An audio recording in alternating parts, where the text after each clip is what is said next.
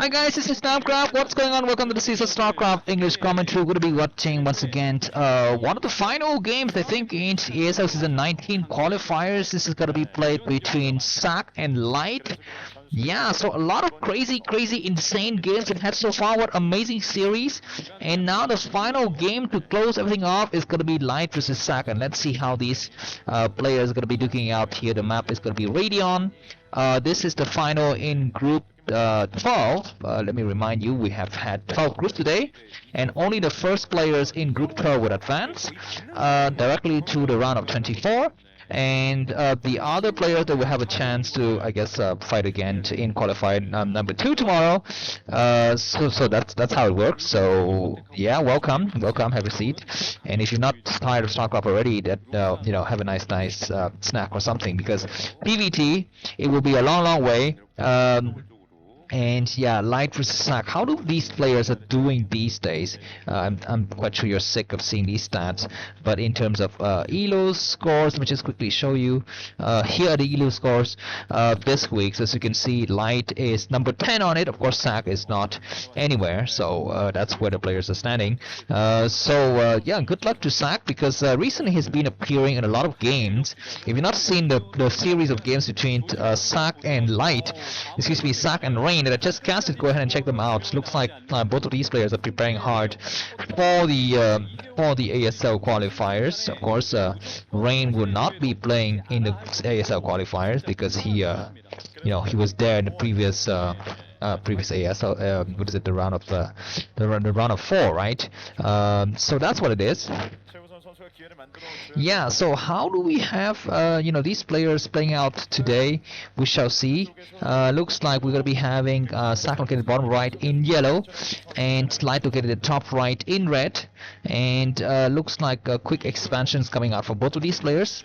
Now in this early stage for TvT, what is important, I think, is basically, first of all, how many Marines you make, because you don't want to make too many Marines. But sometimes when you don't have perfect information, the other guy goes for a few more Marines and a vulture, then you kind of get screwed, right? So I think this early stage, especially for Ssak, he has not scouted, and he will not be allowed to scout, so that's slightly unfortunate. So Slight has got a slight information advantage, but looks like Ssak, he is going to be going for starport.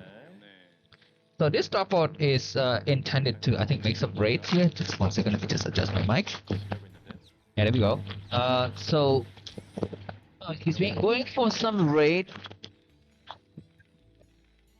Is going to be the name of the game here for our main man, Ssak. And as for Light, looks like he's going to be going very standard, looking for, just going to be going up to factories, and he might take a second factory. There was a bit of a lag in the game. I think this was not live play. This is a replay. You just pick up the replay and just cast the games that are kind of interesting, or the finals of each of the groups. So that's what we have.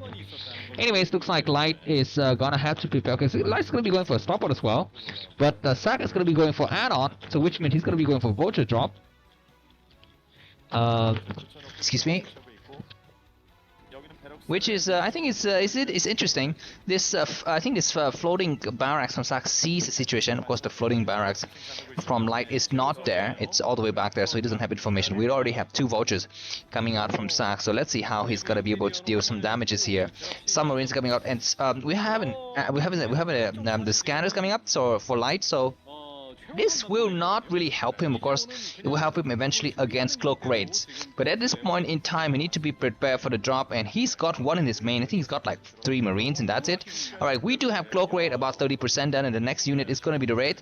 So Sakk's raid will be slightly faster than Light's raids, and Light doesn't have any anti-air. He doesn't have armory. He's got the second factory. He's got some Marines trying to destroy, and now he scans. But I don't think he scanned that periphery where that starport located. Now we do have this dropship that comes right in. There's a tank though. Does he have mind research? That's a little bit of a question. He's just destroying some some SCV, some random. 1 vulture down already. So already this is not a good situation. He's gonna try to kill some SCV. He gets 2 SCV. He gets 3 SCV. He gets a 4th one, a 5th one possibly, and that's maybe the end. He gets a 6th one. That was a lot of damage is done.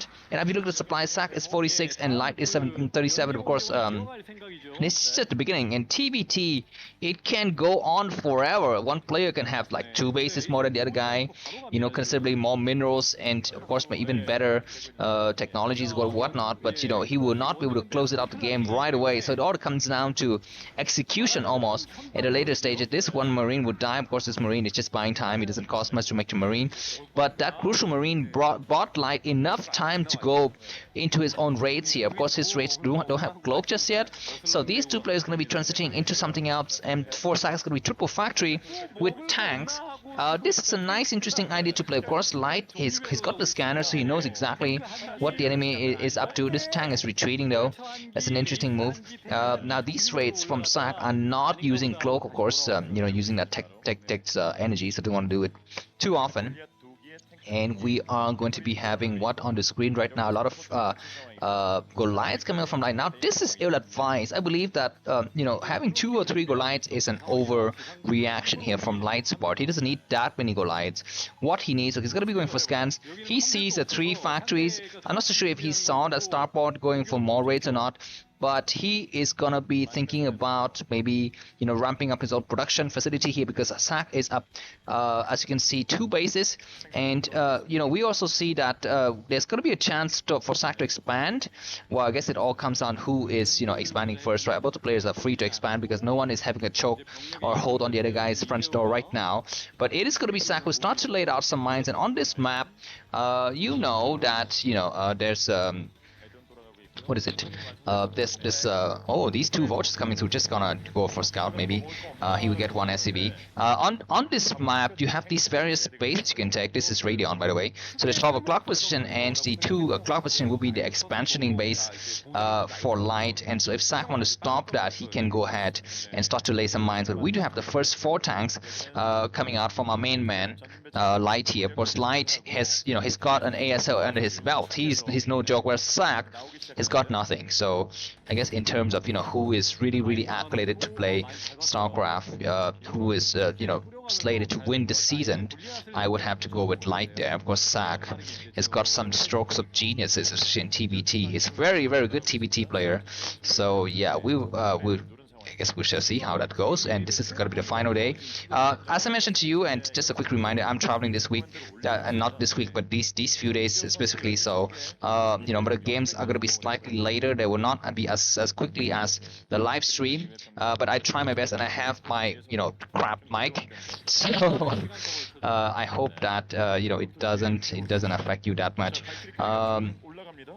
Anyways, what do we have going on here? This is gonna be a drop. That's gonna be a nice move. I think someone took a scan, right? I don't know. These vultures are gonna try to come out here. And did he see the other guy's vulture? I think he did.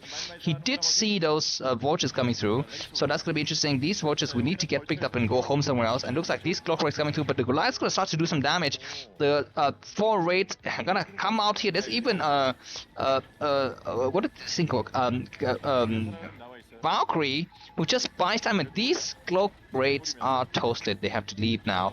1 raid's down, 3 remaining, and now supply is quite even. But Ssak has got his 3rd command center completed, whereas Light doesn't. And this Goliath is not reacting to the 3 raids poking him, and he's got to do something about it. And finally, that Goliath would die, and these raids can even stop, I think, those SCV from building stuff. For the time being, Ssak is maintaining a small choke in the middle of the map. Of course, that is very nice. He's got a better economy. He needs to start to send SCVs, man. He's like completely forgotten about that. I don't see any movement of SCVs on the minimap either, so that's rather interesting. But now we're going to be having both players start to laying out the framework for a siege here. Ssak with slightly more supply, about 10 to 15 more supplies, but the map is quite evenly split. And as you can see, Light is one of those very strenuous players. He could take a lot of fights, and he would still hold out and just continue to fight and come back with more genius stuff later. So that's what we're looking for now. For a moment, we're seeing Light coming up in supply, about 3 supply more than Ssak, but that is temporary because Ssak has just saturated his 3rd base, and he's getting ready to take his 4th base as well at the bottom left of the screen. So that is something we need to think about now. These vultures coming out from Ssak here is going to try to we're going to be having a nice major attack. That tank's been damaged for before, but trading 1 tank for 2 vultures was not so bad for Light, especially at this early stage of the game, because you're not so, you know, gas. Okay, I don't know, whatever. Back to this middle area, this middle earth, looks like Light is starting to lay up a siege with some turrets to to contain himself.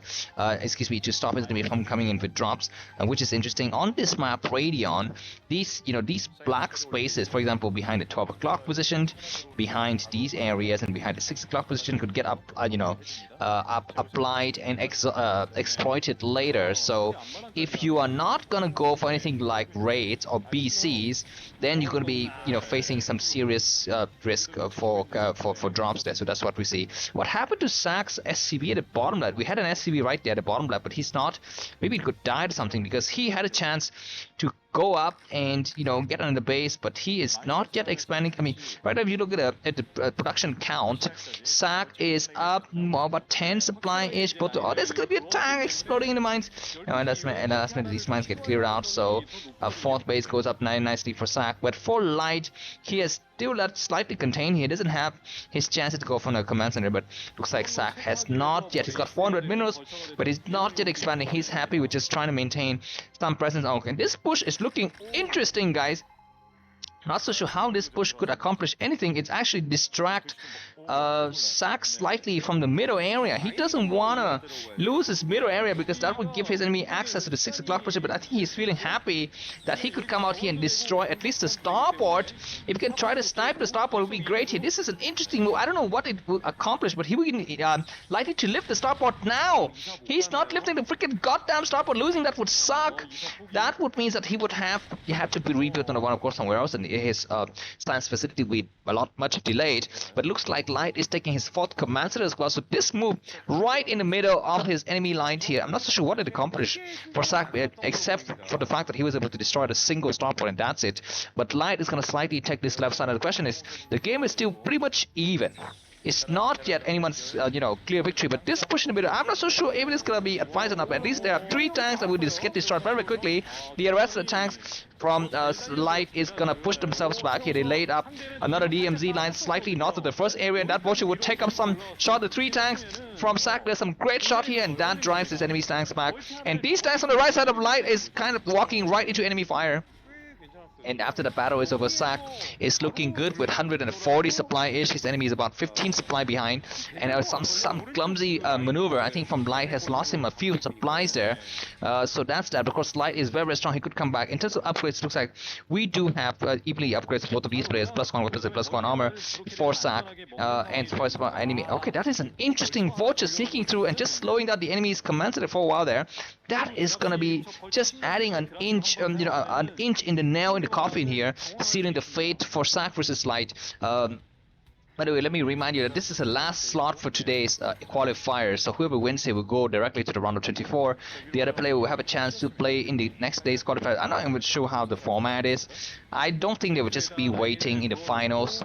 I think they will still have to fight out, and be in some kind of brackets. I don't think being the second place in the first day's qualifiers means that you automatically qualify for the finals of the second day's qualifiers. I don't think that's how it works. But anyways, okay, looks like Ssak is gonna get ready to take his 5th command center. Not a bad idea. As for Light, as you can see, he is trying to finish up his command center at the 11 o'clock position. Ssak is up by a whooping 30 supply now, so that's nice. This is where things start to get slightly hard for Light to contain here.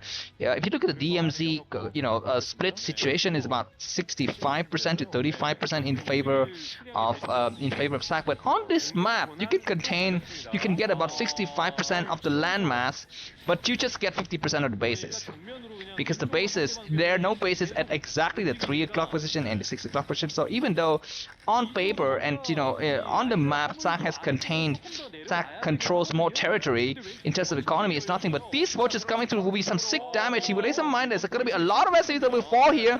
Already the supply situation is so bad for Light. If he loses all of his SCVs, it's going to be very exhausting for him, and he does lose a lot of stuff, and Ssak is up a whooping 40 to 50 supply differential after that battle. These vultures are going to hang on. Of course, they would die, but they would just waste so much time. What are these units coming through for? There's no need to come here. They will waste a lot of tank blood, oil, and and bought nuts and bolts and whatnot. And look at this guy's terrible trade for Light. He will lose all of his tanks, but there's gonna be a mine. No, that mine was not able to explode. And now Ssak has got once again a 50 supply differential compared to Light. Like we need to resaturate the SCVs at the 11 o'clock position. Light has not been able to take the 230 position, and now Ssak is free to come in and out at will. Of course, this best of two. How does it work? Best of three? Yeah, best of two. But how does it work? Best of three means you get to 2 and you win, right? Whatever. The player who get 2 wins will win the series. I never get this, even though I've been casting this game for about like, I don't know, 5 years now. I don't even know what is best of 2 and best of 3. Is there best of 2? Or is this best of 3? Because best of 1 means you play 1 game, right? So naturally speaking, best of 2 is yeah, you play the first play, whatever. Anyways, there's gonna be a huge drop. The raids would just take care of some turrets, and indeed they were trying to do so. These tanks are sieging, so all of the raids as well as the Valkyrie themselves are dying, but the dropship will lay themselves all over this tank line here.